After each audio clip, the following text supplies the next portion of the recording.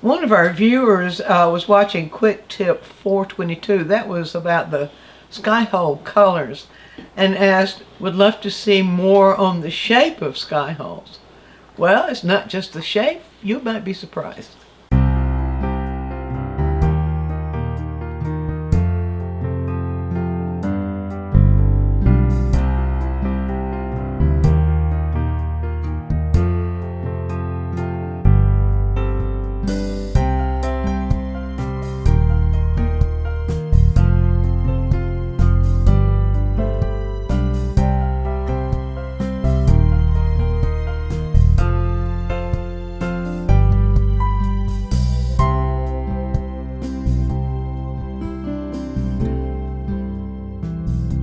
Well, painting sky holes is like painting anything else. It requires taking a close look at what it's made of. There are four general things that we should observe when we're doing sky holes. If you don't know what a sky hole is, it's just a term painters use for the little holes in foliage where you can see the sky behind it. It used to be called places for the birds to sit, all kinds of stuff like that. Actually, if you Google sky hole, you'll find a different definition for sky hole. But to painters, it simply means these little spaces where, in foliage, especially in trees, where you can see the sky through there. And too often they get ignored. But when you want to observe those, there's more than just the shape and more than just the color that it makes a really realistic sky hole, or makes it feel convincing to the foliage in the painting. So here are the things to observe, and then I'll show you a couple of approaches. There are several ways you can create sky holes, but I won't take a long time to show you all the ways. I'll just show you some of the what I consider the most effective ways to create sky holes. Yeah. So anyway, pattern. The pattern that we see, the pattern simply means how they are arranged within the foliage. That tells us something about the kind of tree it is. So I've got two examples here. They're multiples, but I've got two examples now. This is a deciduous tree of some sort, oak perhaps. And if you'll notice how these are arranged, they are arranged in sort of a circular shape, kind of mimics the overall general shape of that particular tree. And so to observe the pattern is important. Now I want you to notice here, these are pine trees, or yeah, I suppose pines are some sort of evergreen. And notice that these have a different pattern. They're more vertical. The openings are more repeated upward. Whereas in the more deciduous trees, or those that have the rounded shape, the patterns seem to be repeated kind of circular. Then the size of those shapes. You'll notice that some are larger, some are smaller. There are some places where you see just little bits of sky coming through, and there are other places where you see larger shapes. And then I should add to that the shape and the size. For the larger shapes, usually you'll see other stuff going in front of the shape or through the shape. You may see twigs, or you may see little scattered leaf shapes, or kind of like you do here. Those kind of putting those little kind of accents, or people call them details in, can also create a more interesting section. And of course, there's the color. We addressed the color in the quick tip that I just mentioned. But color, the color that you see through there in the larger shapes, is pretty much going to be what we see for the most part in the sky around it. In the smaller shapes, the actual color we use needs to be a little bit darker. So I want to show you a couple of methods for how you might achieve that, and just very generally. And you know, these quick tips are designed to be short, so you can watch them in a short space of time. So I'm not going to take time to do an entire painting of an entire tree and working sky holes like that. Just want to show you a portion of how to look for it, and in a way technically to approach it. So say and I'm going to use this one as my example. So if we were approaching this one, first thing is look at it, look at the shapes of the holes, not the tree itself. That's how you see the pattern. That's how you see the shape. So if you're just focusing on the tree, you'll have a tendency to generalize. Just look at the don't look at the tree. Just look at the shapes. Then when you look at just the shapes, you begin to see the little characteristics of the shapes. And so you don't try to get it exact, but you kind of respond to that characteristic. So first of all, I'm going to just do what I would consider kind of a block in of a shape of foliage. But I'll show you what I mean by looking at the sky hole and pay attention to, call it painting in the negative, and I'll show you that. So I've got some colors here that I just laid out that can give me a general uh, set of colors for doing foliage. So we'll just take this little area right in here. Now, if I am aiming towards the sky hole, and I'm shaping the outside too, then I can leave a space, an opening like this, say for an area like that. And if I leave that opening, what I want to do, this is a larger shape than say this is. What I would want to do is to allow my strokes, my brush strokes of the foliage to paint around that little area. And so that's one way to do it. So I can just sort of leave those open, those larger areas, I can leave those open as I block in the general shape of the tree. So, and paying attention to the pattern, also the spacing, the location of that's part of the pattern. And so we don't just randomly put those sky holes in, because random won't really make the sky holes belong to the character of the tree itself, the kind of tree we have there itself.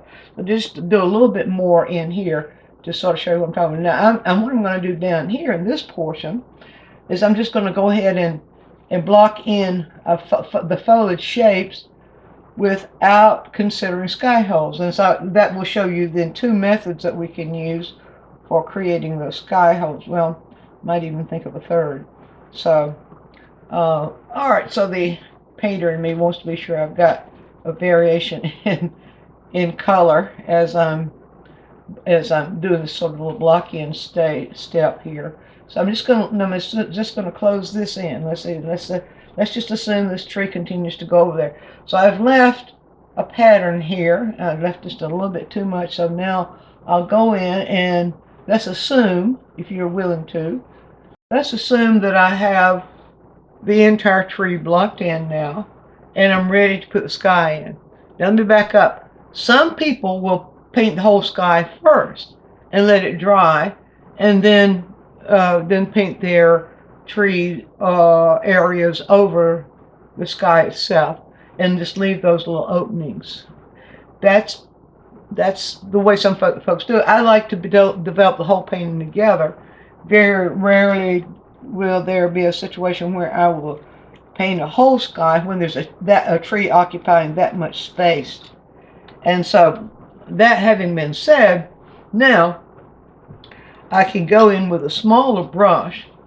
Oh, let's block in a little bit of sky around that, or what would be sky around that area to make that make sense. And so I need to do that too.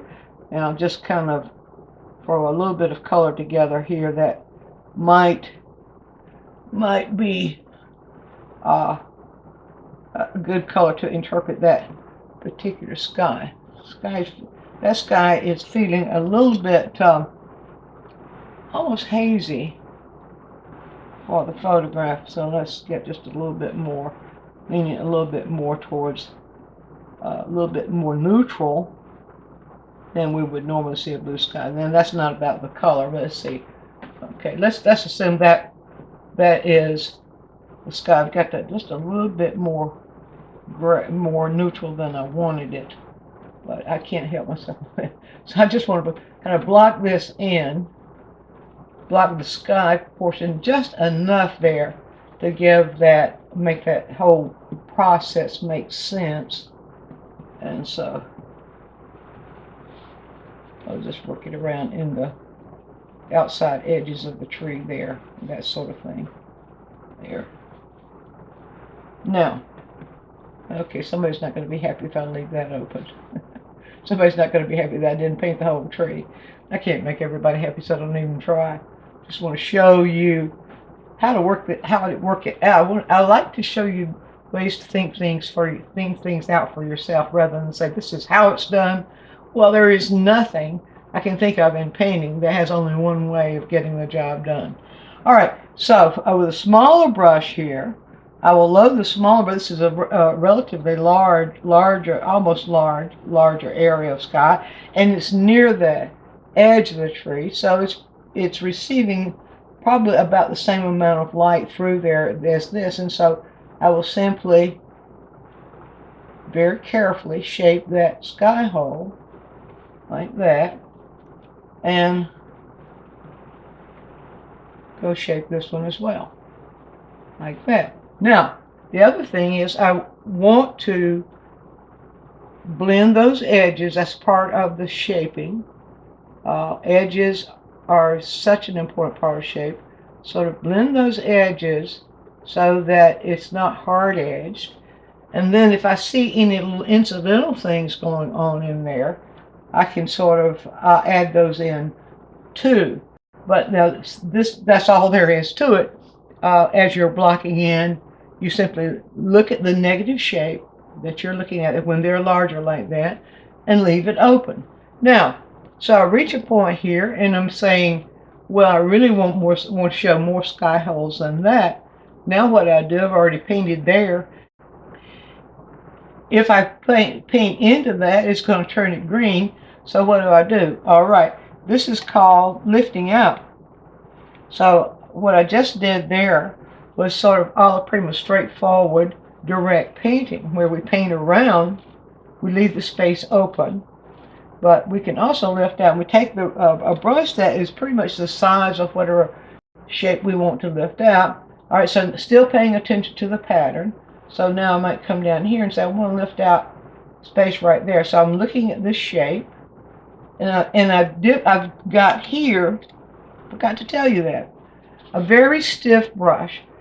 Lifting out is much easier, much more easily done with a very stiff brush, and one that has a chisel tip that comes to a really good chisel tip. Now this one is a rosemary ivory. I think it's synthetic. Oddly, the synthetic brushes seem to be able to come to the chisel tips much more easily than bristle brushes do. There are some exceptions, but generally speaking.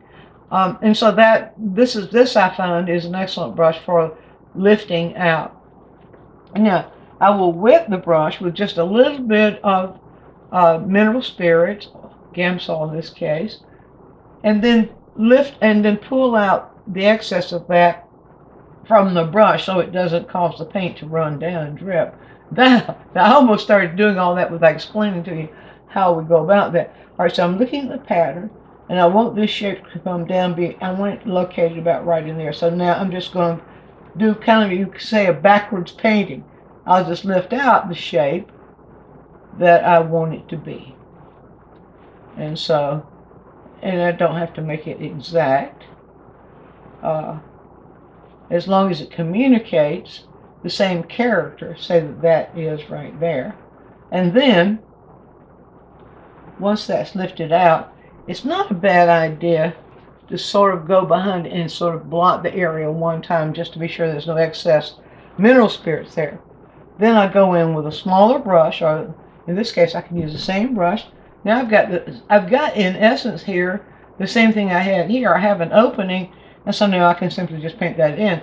Now this is down a little bit further in. The closer in, and I don't know if you can notice this, but the closer to the trunk of the tree or into the depth of the foliage these little openings occur, more light is shut out. And as a consequence of that light being shut out, the color, usually we need to make that color a little bit darker, not much, but in value we need to make that color just a little bit darker to compensate for what's going on there. We think we see it lighter than we really do. And so let's say I'm doing that here. Yes, I did. I darkened that just a bit, about a half a degree, about a half of a value. Intervals, I like to say, because that tells us something about the difference between one value and the other. And you see then that gives us that illusion of sky hole. Now, let's do the edges. Usually, sometimes when you lift out, you create a softness of edge, and but I'm just going to kind of soften the edge a little bit. And the other thing I want to do now is to go back and get some little characteristics that we see. We see a little bit of foliage coming in here, for example. So I'll load back with the tree color, and I'll just kind of build a little bit of that in, and maybe let a little bit of stray texture be picked up there. And I could do the same thing up here. Just let that build a little bit, just let a little bit of foliage be visible. You can see, when you're out in nature painting in plein air, you can see these things more clearly. Photographs don't always show them. But you see these little incidental things. You see little incidental twigs and that sort of little textural thing when you're doing that. You see, it's a matter of observation, where you observe the shape. You look at the shape of the sky hole itself, not the shape of the tree when you're doing these. And you look at the pattern, that is the arrangement, so that you can create there the characteristic that you would see in that particular shape of tree. So try some sky holes. I think you'll find you have fun with them. Be sure to view all of our quick tips. And while you're doing so, subscribe to the channel, click on the bell, so you'll always get a notice when we produce a new quick tip, which is every week. And if you have a question, leave it in the comments section and we'll make a quick tip for you. Also, take a trip over to DianeMize.com, where I have full-length lessons, downloads, DVDs, lots of other stuff there, some free stuff for you. And while you're there, you can subscribe to the newsletter, and that way you'll always be informed every time we do something new.